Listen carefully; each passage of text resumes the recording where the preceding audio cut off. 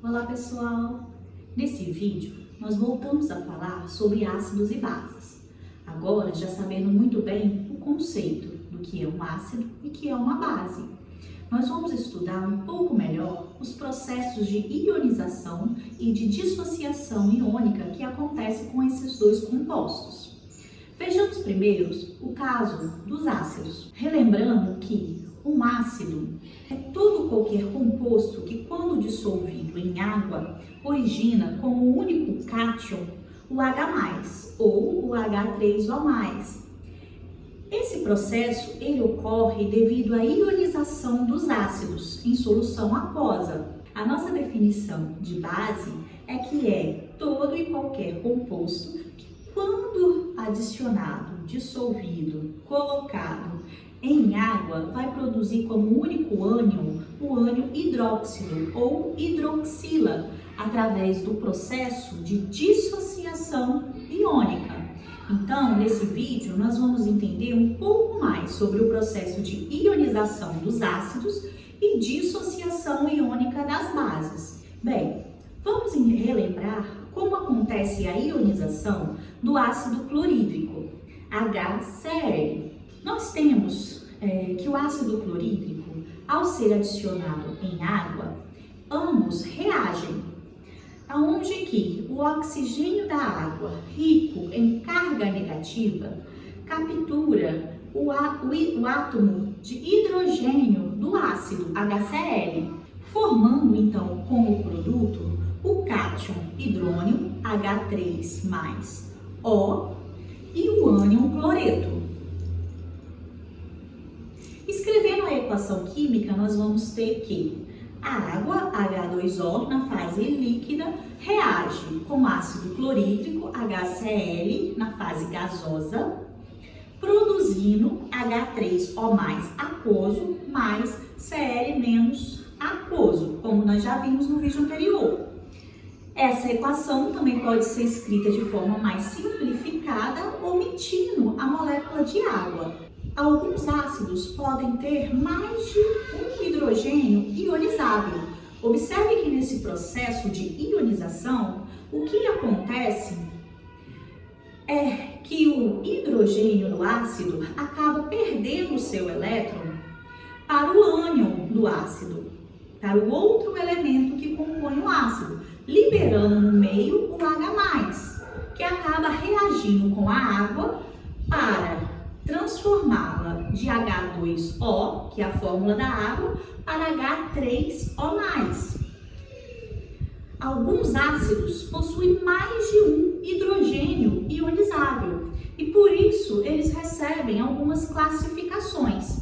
Quando eu tenho um ácido que apresenta apenas um hidrogênio ionizável, como é o caso do HCl, esse ácido é chamado de monoácido.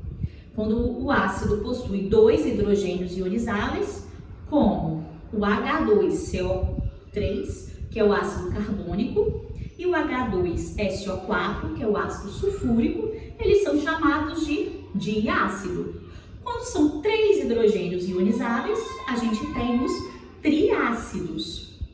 4, a gente pode ter os tetraácidos. Então, aqui a gente tem dois exemplos de triácidos, que é o ácido fosfórico, H3PO4, o ácido bórico, H3BO3, e também um outro ácido aí, um oxiácido do elemento fósforo, o H4P2O7. Bem, nós já vimos com o exemplo do HCl como acontece a ionização quando o ácido possui apenas um hidrogênio ionizável. Como que vai acontecer então esse processo de ionização com ácidos que possuem mais de um hidrogênio? É importante a gente saber que esse processo de ionização ele acontece por etapas. Primeiro, o ácido perde para a água um átomo de hidrogênio, um H+. Depois ele perde o segundo e depois o terceiro e assim em sequência. Vamos ver então o exemplo do ácido sulfúrico, que é o H2SO4. Observe então a representação da estrutura molecular do ácido sulfúrico, aonde o enxofre é o átomo central, ligado a 4 átomos de oxigênio e dois oxigênios estão ligados a 2 átomos de hidrogênio.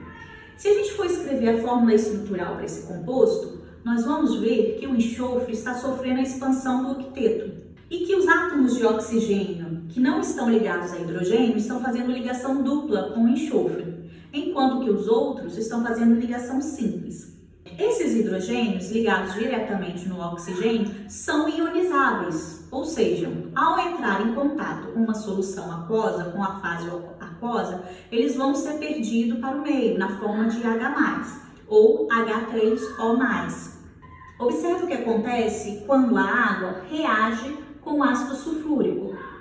Primeiro, a água captura um dos hidrogênios do ácido, formando o cátion hidrônio e o ânion, aonde o sulfato possui apenas uma carga negativa. Esse ânion é chamado de bisulfato.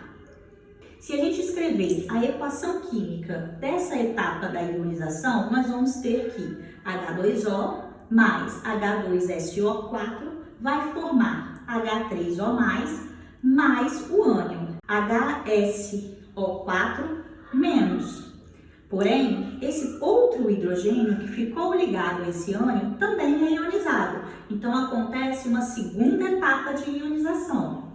Uma nova molécula de água captura o outro hidrogênio ionizável para formar uma segunda molécula de H3O+, o cátion hidrônio, e formando então, por fim, o ânion sulfato com 2 cargas negativas. Escrevendo então a segunda etapa da ionização, nós temos que o ânion HSO4- reage com água para formar o cátion hidrônio H3O+, e o ânion sulfato SO4-. Observem então que o processo de ionização ele acontece em etapas. Eu posso escrever a primeira etapa da ionização e a segunda etapa da ionização. A primeira é referente à liberação de um H+ no meio, a segunda do segundo H+ no meio. Mas como resultado prático da ionização do ácido sulfúrico, o que eu tenho é a soma das etapas. Porque no final do processo, eu vou ter liberado no meio 2 cátions H+, 2 cátions hidrônios. Então, eu posso escrever a soma das etapas, ou a equação global, ou ainda equação total para a reação de ionização do ácido sulfúrico, que vai ser H2SO4 liberando 2H+, mais SO4-. Existem alguns ácidos que possuem hidrogênios não ionizáveis. E os exemplos mais importantes aí é o ácido fosforoso e o ácido hipofosforoso. Observem a estrutura do ácido fosfórico. PO4H3. Observe pela fórmula estrutural do ácido fosfórico que os 3 hidrogênios estão ligados a átomos de oxigênio. Esses 3 hidrogênios são ionizáveis, são perdidos quando esse ácido reage com a água. Então, ele é classificado como um triácido. E o que a gente esperaria do ácido fosforoso, que é o H3PO3? Se olharmos direto para a fórmula molecular dele, poderíamos pensar que ele também é um triácido, mas na verdade ele não é. Por quê?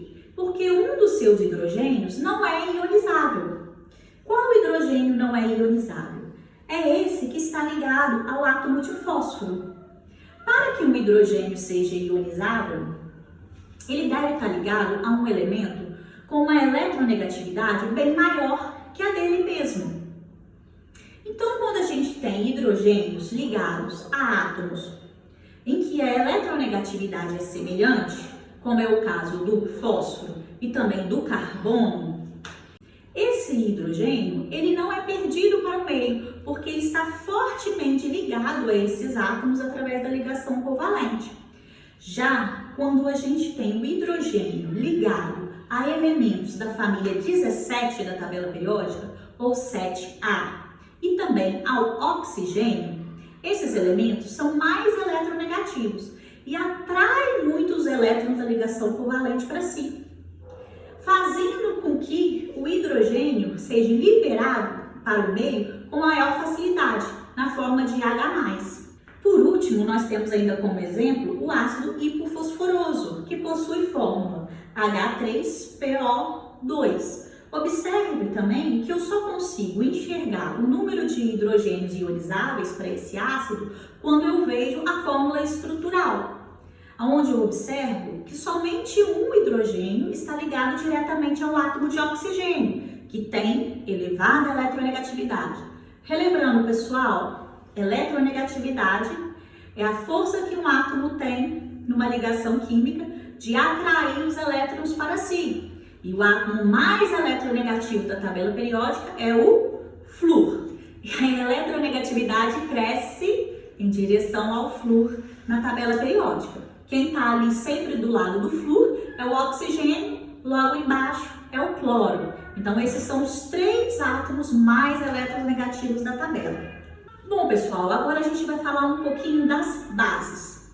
As bases normalmente são formadas entre o ânion hidroxila, OH-, e um metal.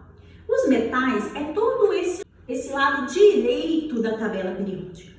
E os metais, eles possuem a tendência de doar seus elétrons, ou seja, de formar cátions. Já que a hidroxila é um ânion, ela vai se ligar a um cátion, a um metal. Então, toda a base ela vai ter essa configuração. O ânion hidroxila ligado a um cátion, que é um metal. Essa interação entre um ânion e um cátion, é a ligação iônica, que a gente chama, que ocorre pela atração eletrostática de cargas opostas. Nesse caso, quando as bases reagem com a água, elas não sofrem ionização, elas sofrem dissociação iônica. As moléculas de água solvatam esses cátions e esses ânions, separando eles ali da rede cristalina que o sólido tem. Então, observem que uma base, ela sempre vai liberar na solução aquosa, como ânion, o OH-, e o que vai variar é o cátion. E que a carga do ânion é sempre -1. Mas a carga dos cátions pode variar. Então, eu posso ter um número diferente de ânions, dependendo da carga do meu metal. E aí, nós temos 2 tipos de metais na tabela periódica. Temos os metais que adquirem carga fixa, ou seja, eles sempre vão formar cátions com a mesma carga. Por exemplo, os elementos da família 1 da tabela periódica sempre vão formar cátions com carga +1. Os elementos da família 2 sempre vão formar cátions com carga +2. Além dessas 2 famílias, alguns outros elementos também possuem um número fixo de carga, que é a prata, que é sempre +1, o zinco, que é sempre +2, e o alumínio, que é sempre +3. Os demais metais da tabela periódica podem formar cátions de carga variável. Por exemplo, o cobre pode formar cátion +1 e +2. O que quer dizer isso? O cobre pode perder um elétron e formar ligações químicas, ou ele pode perder 2 elétrons e formar ligações químicas. Então, eu vou ter compostos onde o cobre vai ter carga +1, carga +2. Assim como o mercúrio, o ouro, o ferro, o níquel e uma grande gama de metais, principalmente os chamados metais de transição, onde a gente tem elétrons nos orbitais D. E eles estão situados bem no meio da tabela periódica. Esse processo de dissociação, então, das bases, eles não acontecem em etapas, como a ionização do ácido, Mas a dissociação iônica das bases acontece em uma única etapa. Quando a base é colocada em água, o seu cátion e o seu ânion se dissociam, ficando presentes na solução. E a gente não pode esquecer de falar da nossa base diferente. Não sei se lembram do último vídeo, que é a amônia, que é uma base, mas que não possui a hidroxila na sua fórmula. E ela também é um composto um pouquinho diferente, porque ela não é um composto iônico, ela é um composto molecular. Mas pela definição de Arrhenius, ela também é uma base, porque ao ser colocada em água, ela libera como único ânion a hidroxila, o OH-, através de uma ionização. Então, pessoal, as bases de metais, quando eu tenho a hidroxila ligada a um metal, sofrem dissociação iônica e a amônia sofre ionização, mas todas elas vão liberar como ânion ali a hidroxila no meio. E assim como os ácidos, as bases também são classificadas não de acordo com o número de hidrogênios, mas de acordo com o número de hidroxilas presentes. Então, a gente pode ter as monobases, que só possuem uma hidroxila, por exemplo, o sódio e o potássio, ou o hidróxido de sódio e o hidróxido de potássio, as dibases, que apresentam duas hidroxilas, por exemplo, o hidróxido de ferro 2 e o hidróxido de cálcio. E a gente também pode ter aí tribases ou tetrabases, assim por diante. E é isso, pessoal. Aguardo vocês no próximo vídeo.